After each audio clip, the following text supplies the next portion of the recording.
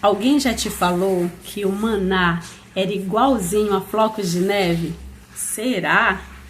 A paz do Senhor, meus irmãos, tudo bem com vocês? Espero que vocês estejam bem. Sejam todos bem-vindos ao meu canal. Meu nome é Sandra Raquel, sou pastora da Assembleia de Deus Missão para o Mundo. Sou bacharel em teologia, com pós-graduação em Novo Testamento e sou professora de Bíblia há mais de 20 anos.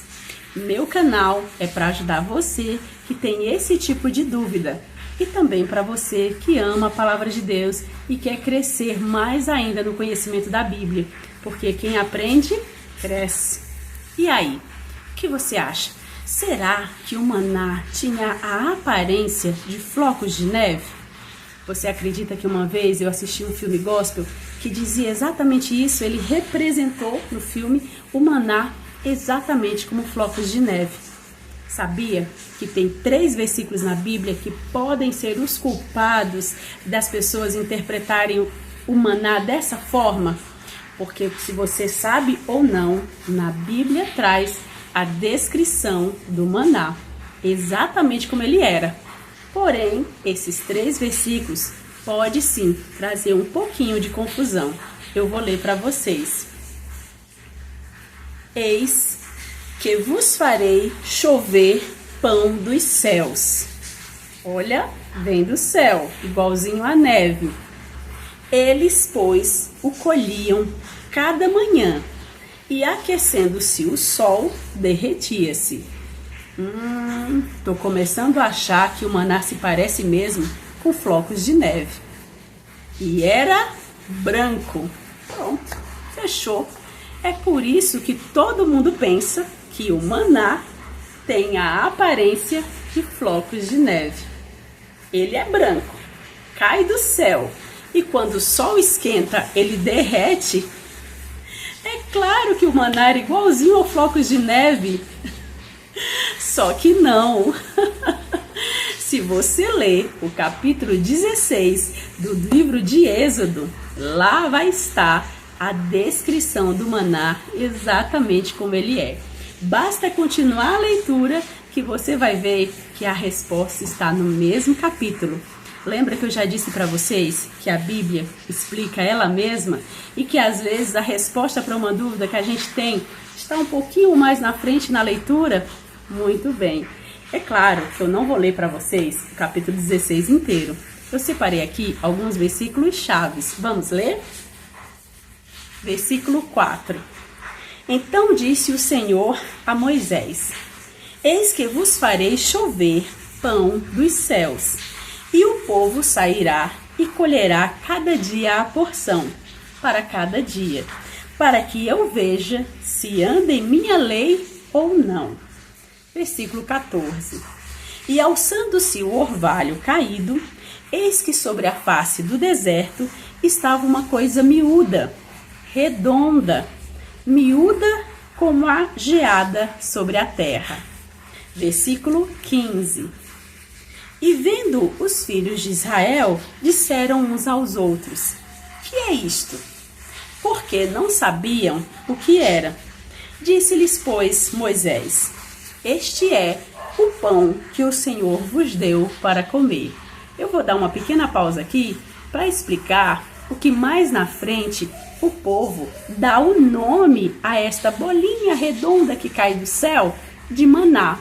E tem pessoas que falam assim: mas o que é isso? O que significa o nome maná? E eu acabei antecipando aqui a resposta. O nome maná significa exatamente o que é isto. Quando o povo viu aquelas bolinhas que caíram do céu, elas disseram: o que é isto?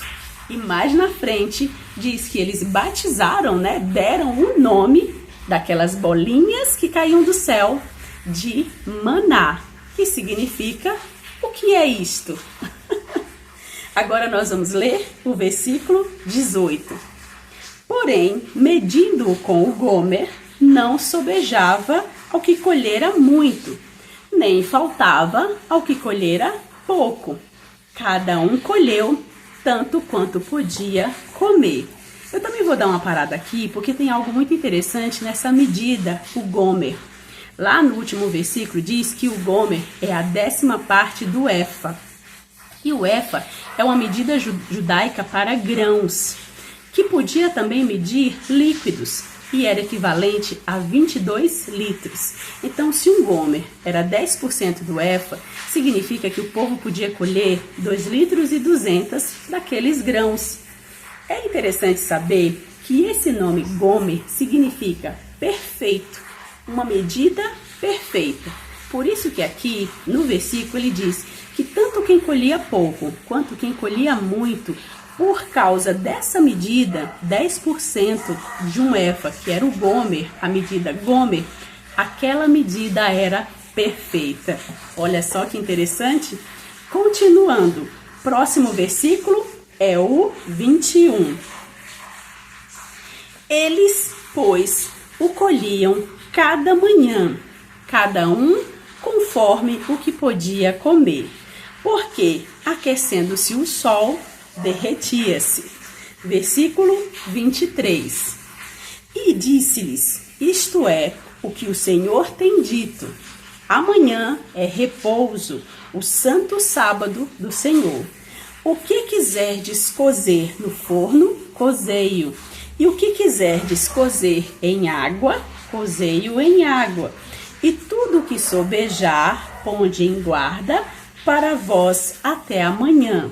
Vamos ver, depois eu vou explicar aqui direitinho. Vamos ler agora o 31, o 35 e o 36. O 31 diz assim: e chamou a casa de Israel o seu nome Maná, e era como semente de coentro. Era branco e o seu sabor como bolos de mel. 35. E comeram os filhos de Israel maná 40 anos, até que entraram em terra habitada, comeram o maná até que chegaram aos termos da terra de Canaã. E um gomer é a 10ª parte do efa. E aqui eu vou explicar para vocês alguns detalhes. Que detalhes são estes? Pelos versículos que eu li, você já percebeu que o maná não se parecia nem um pouco com flocos de neve. Na verdade, o maná eram bolinhas miudinhas, parecidas com semente de coentro, brancas.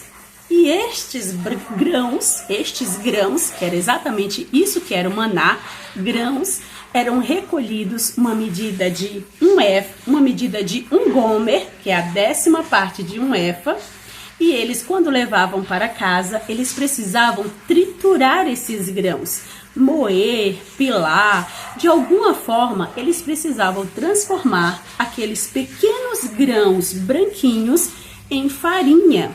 E depois que eles transformavam aqueles grãos em farinha, é que eles faziam bolos que podiam ser assados no forno, pães que podiam ser assados no forno, ou mingau que podia ser cozido com água. Por isso que o Senhor explica que eles podiam fazer da forma ali que estava sendo indicado, ou assado no forno, feito pão e bolo, ou feito mingau cozido em água.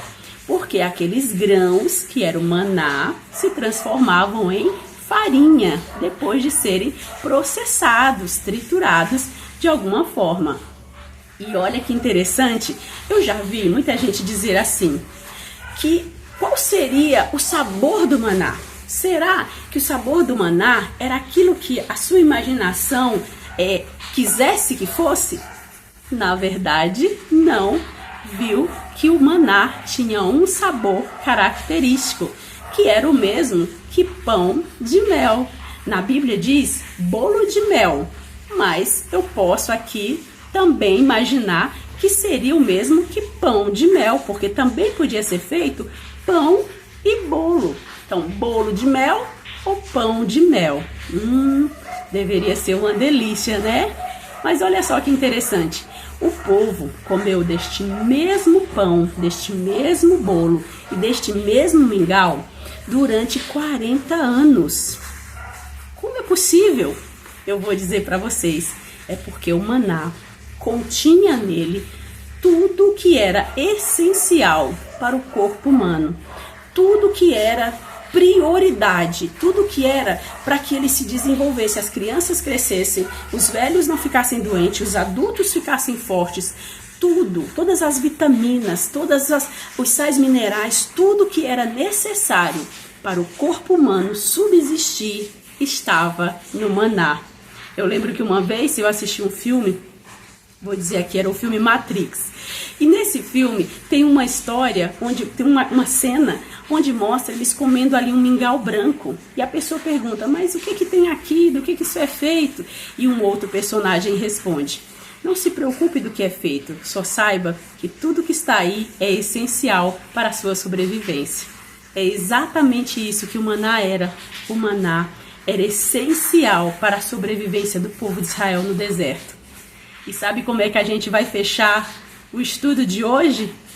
Jesus, um pouco mais na frente, no Novo Testamento, diz abertamente para o povo, eu sou o verdadeiro pão descido do céu. Sabe o que Jesus estava dizendo? Que ele era essencial para a nossa sobrevivência. Que sem Jesus nós não somos nada. Sem Jesus não tem como nós vivermos. Assim como o povo de Israel no passado, sem o maná, não tinha como eles sobreviver, não tinha como eles terem saúde, como as crianças crescerem, como eles serem fortes. Nós, hoje, sem Jesus, não tem como nós sobrevivermos, não tem como a gente ser forte, não tem como a gente ser saudável fisicamente, intelectualmente e espiritualmente. Precisamos de Jesus, porque Jesus é o verdadeiro pão do céu. Eu te ajudei com essas palavras, você conseguiu entender direitinho que o maná era uma bolinha branca, redondinha e que tinha sabor de mel? Eita, coisa boa! Espero que você tenha gostado. Dá o like aí se você gostou, assina o meu canal, se inscreve, compartilha com alguém que você acredita que precisa também ouvir essas palavras. E me manda aí nos comentários a sua dúvida. Quem sabe o próximo vídeo que eu gravar não é justamente esclarecendo aí sua dúvida.